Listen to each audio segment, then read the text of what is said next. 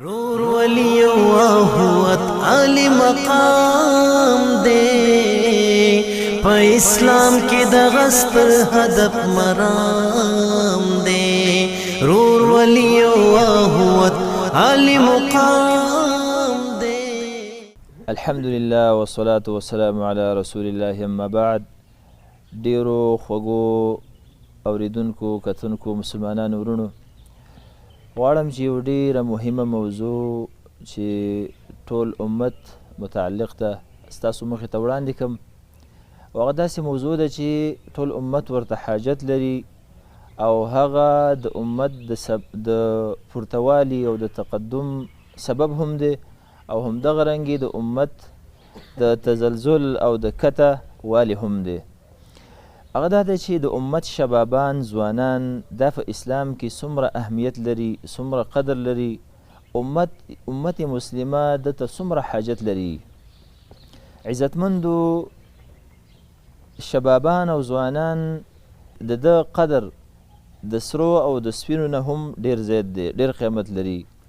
همدغه رنګې شبابان او ځوانان د دې مثال د امت مسلمه دپاره د هغه ژوندي زړه دی چې کله په بدن کې زړه ژوندی وي ټول بدن حرکت کولی شي، چې کله زړه هغه مړ شي ختم شي دغه غټ بدن به وي هغه به حرکت نشي کولی، لاسونه به دې کار نه کوي، خپې به دې کار نه کوي، سترګې به دې کار نه کوي. نو ځوانان دا د امت آینده ده او د امت مستقبل دی. د دې وجې نه باید چې ځوانان خپل قدر وپېژني او په هغې باندې کار وکړي. نبي صلی الله علیه وسلم هم ځوانانو ته ډیره تشجیع ورکوله د دې لپاره چې هغه رایغ شي او دا عبث بېځای استعمال نشي. همدا وجه وه چې د ځوانانو د اهمیت د وجې نه چې دا په دین کې څومره کار کوي او کړی دی. ټول انبیا الله جل جلاله په ځوانۍ کې رالیږلي دي، لکه په روایت د عبدالله بن عباس رضی الله عنه کې دي چې انبیا ټول دا په ځوانۍ کې راغلي وو. د ابراهیم علیه الصلاة والسلام په باره کې هم راځي قالوا سمعنا فتى یذکرهم یقال له ابراهیم، دا یو ځوان و. همدغه رنګې د اصحاب کهف په باره کې چې راځي انهم فتیة آمنوا بربهم وزدناهم هدا، الله وایي دا ځوانان دا ګورئ انبیا ځوانان او څومره ډیر کار د غټ غټ کارونه په اسلام کې چې کړي دي هغه هم ځوانانو کړي دي. یو حدیث کې راغلی دی نبی صلی الله علیه وسلم فرمایي د ځوانانو د تشجیع دپاره 5 شیان مخکې دی نه چې 5 نور تاسو ته هغه به تاسو باندې نازل شي راشي دا غنیمت وګڼئ. یو په هغې کې دا ده چې دا ځواني چې کوم ده د خپلې ځوانۍ نه تاسو مخکې د دې نه چې تاسو بوډاوالی په تاسو باندې راشي. و شبابک قبل هرمک، مخکې دی نه چې ته بوډا شي د ځوانۍ نه استفاده واله. همدغه رنګې په بل روایت کې هم راغلي نبي صلی الله علیه وسلم فرمایي لا تزول قدم عبد یوم القیامة حتی یسأل عن 4، وایي قیامت کې به د انسان یو قدم د بل نه ونه خوځېږي تر څو چې د یو څلورو شیانو تپوس یې ونیشي. یو په هغې کې وعن شبابه فیما ابلاه، د عمر تپوس هم ترې کوي، خو د عمر سره سره د ځوانۍ تپوس هم ترې کوي.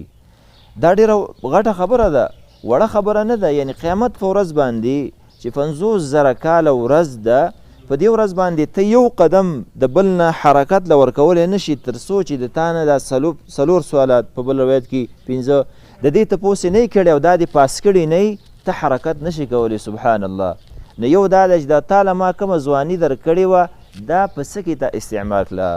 نو هر یو ځوان دی د دې سوال مخکې د دې نه چې امت دپاره خدمت وکړي، امت مخکې بوځي، د دې دپاره دی غم وخوري، د دې سوال علاج دی وکړي چې هلته به رب العالمین ته به انسان سوی.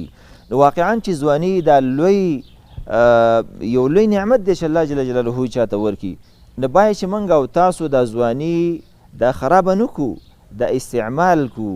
عزتمندو ځواني ملکونه چې دي د هغې اکثر اقتصاد او د هغې تقدم هغه په سرو باندې ولاړ وي، په سونا باندې ولاړ وي، لیکن امت مسلمه چې دی د دې تقدم او مخکېوالی دا ځوانان دي. د امت سونا سره او سپین زر دا ځوانان دي. لیکن کله چې د سرو زرو نه او د سپینو زرو نه سکاره جوړ شي نو هغه به بیا څه شي. نو همدا وجه ده چې کله د یو امت ځوانان دا روغ وي، جوړ وي، د هغوی افکار برابر وي، هغه امت مخ په وړاندې ځي، او کله چې هغه خراب وي هغه کته ځي. نن سبا همدغه د امت مسلمه ځوانان که تاسو وینئ دا په کوم حالات کې روان دي، کوم چې که د کفارو کوم تقالید وي، کفار چې کوم څه شی کوي هغې پسې موږ روان وي. ماښام کې یو څه شی ویني په یو شاشه باندې تلویزیون کې ویني یو قسم ته کفارو جامې کړي، په هغه لباس کې به سبا له زمونږ ځوانان را روان وي، په کوم سټایل او ډیزاین سره چې ویښتان یې واړه کړي په هغه ډیزاین باندې به سبا له د امت ډېر مسلمانان یې په هغې باندې به فخر کوي.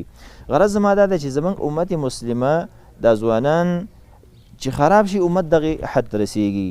د دې وجې نه چې هر کله امت مسلمه دې ځوانانو ته دومره ضرورت لري، اهمیت لري، د دوی مستقبل او د دوی آینده ده، څه کول پکار دي؟ دې ځوانانو ته څه کول پکار دي؟ نو اول دا ده چې ای ځوانه ته دا وپېژنه چې ته هغه امت کې الله جل جلاله پیدا کړی چې هغه غوره امت دی، غوره امت دی، چې دا دې وپېژنه ته نو ستا معنویات به نور هم جګ شي. د دې نه بعد دویم کار ای ځوانه تا ته دا کول پکار دي چې ته د ځان اصلاح وکړه، ځان صحیح استعمال که، تا کې الله قوتونه ایښي دي، استعداد یې په تا کې ایښی دی. که دا هر قسم ځوان دی، که هغه فاسق دی، فاجر دی، که نیک دی، ټول هر یو کې دا استعداد شته. دا بېله خبره ده چې یو ځان یو طرف ته بوځي بل طرف ته بوځي. دویم دا شو چې د ځان اصلاح وکړه، دا صلاحیت په تا کې الله ایښی دی، مخکې د دې نه چې ته تباه شي او سبا له بیا دا نشي کولی. دریم دا د دې نه بعد د نورو اصلاح ته هغه بډې راووه، د نور امت مسلمه. دا دې سړی نه وایي چې لکه زه به څه وکړم، خلک خراب شوي نه، ولو که یو کس ستا په وجه باندې جوړ شو، تا غټه فایده وکړه، غټ امت ته د خیر ورسو، د امت یو ستن یو بچی دی هغه را ژوندی کړو. همدغه رنګې څلورم ځوان دپاره دا کول پکار دي چې همیشه دپاره د الله جل جلاله سره تعلق وي، رابطه وي، او دا به د ځوان کمال وي. همدغه رنګې د ځوان دپاره دا هم کول پکار دي چې صبر وکړي د دنیا په مشقتونو باندې، په مصیبتونو باندې، همدغه رنګې په لذتونو باندې، خواهشاتو باندې، په دې باندې ته صبر وکړه او چې الله جل جلاله په دې باندې تا ته بدلې درکړي.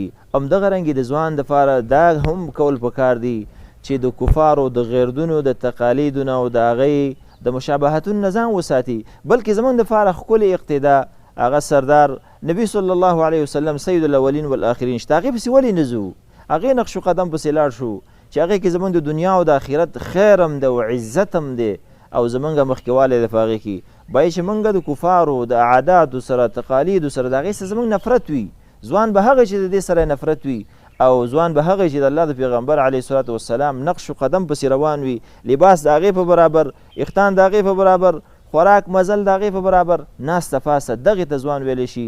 او دغه ځوانان الله جل جلاله په قرآن کریم کې همیش دپاره ستایلي دي. الله جل جلاله دي اول زمونږ اصلاح او بیا د ټولې امت مسلمه او بیا خاص کر د دې امت ځوانان چې د امت سرمایه ده د دې اصلاح وکړي او د امت د مخکیوالي او تقدم سبب دی وګرځي. هذا وبالله تعالی التوفیق والله اعلم.